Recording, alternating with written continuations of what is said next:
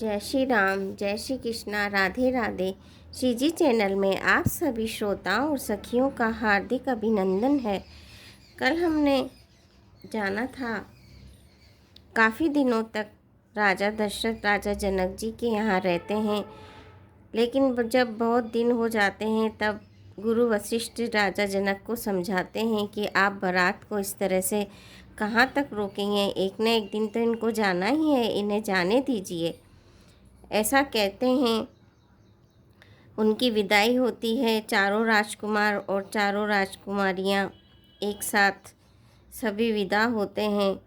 माताएं बहुत चिंतित होती हैं, बहुत विरह में उनको लगता है कि अब हम कैसे रहेंगे। जैसे किसी गाय के बछड़े को अलग कर दिया जाता है, वैसे ही सारी राजकुमारियों को अपने माता पिता से अलग होना पड़ेगा। आगे चलते हैं। प्रेम विवश नर नारी सब सखिन सहित रनिवासु, मानहु कीन विदेहपुर करुणा विरह निवासु। सब स्त्री पुरुष और सखियों सहित सारा रनिवास प्रेम के वश हो रहा है। ऐसा लगता है मानो जनकपुर में करुणा और विरह ने डेरा डाल दिया हो।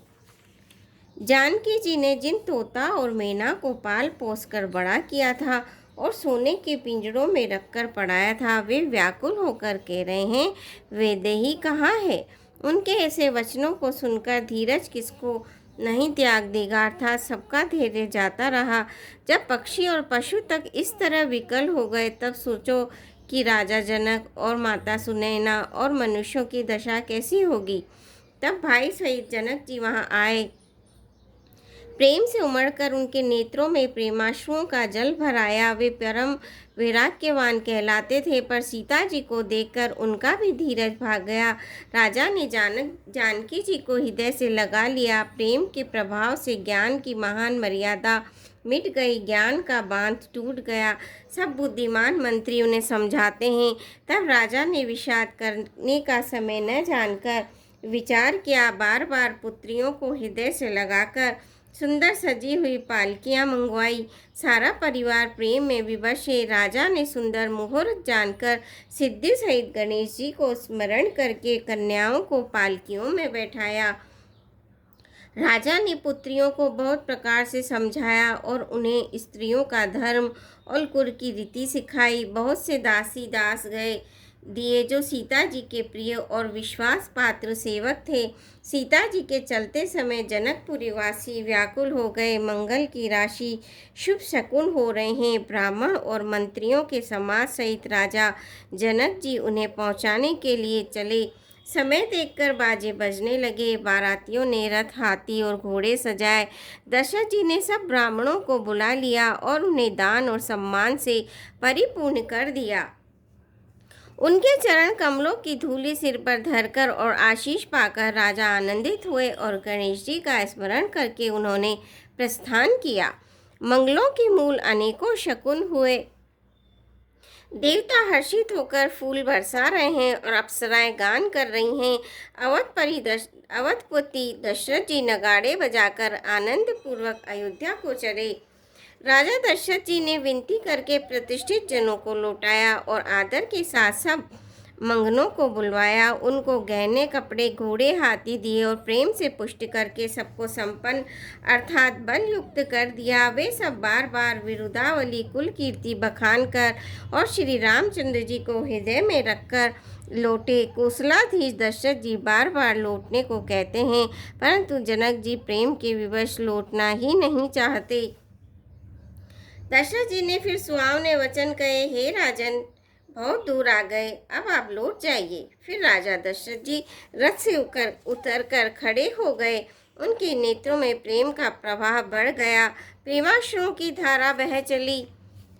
तब जनक जी हाथ जोड़कर मानो स्नेह रूपी अमृत में डुबोकर वचन बोले, मैं किस तरह बनाकर किन शब्दों में विनती करूं। हे महाराज, आपने मुझे बड़ी बड़ाई दी है।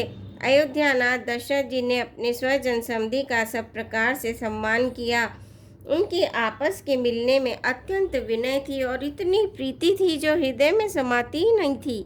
जनक जी ने मुनि मंडलों को सिर नवाया और सभी से आशीर्वाद पाया। फिर आदर के साथ वे रूपशील और गुणों के निधान सब भाइयों से अपने दामादों से मिले और सुंदर कमल के समान हाथों को जोड़कर ऐसे वचन बोले जो मानो प्रेम से ही जन्मे हो। हे राम जी, मैं किस तरह आपकी प्रशंसा करूं? आप मुनियों और महादेव के मन रूपी मानसरोवर के हंस हैं।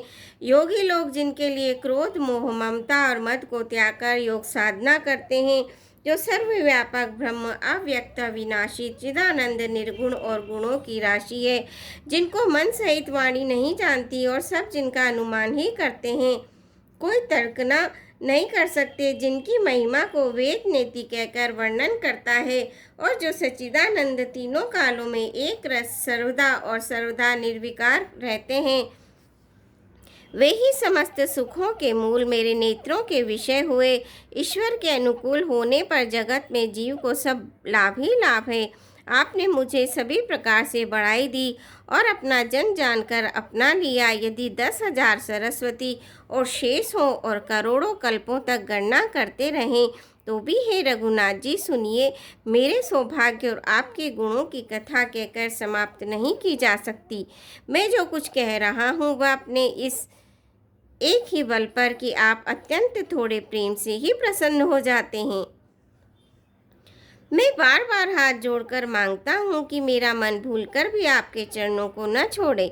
जनक जी के श्रेष्ठ वचनों को सुनकर जो मानो प्रेम से पुष्ट हुए थे, पूर्ण काम श्री रामचंद्र जी संतुष्ट हुए।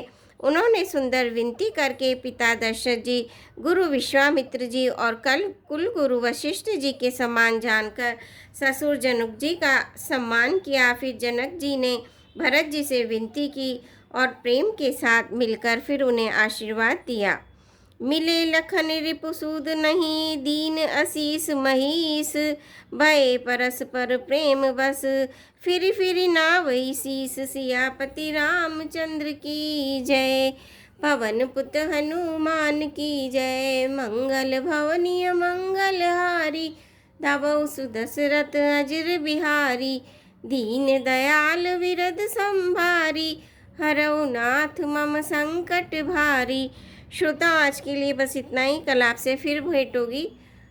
आप मेरे चैनल को सब्सक्राइब कीजिए, वीडियो को लाइक कीजिए, शेयर कीजिए। धन्यवाद।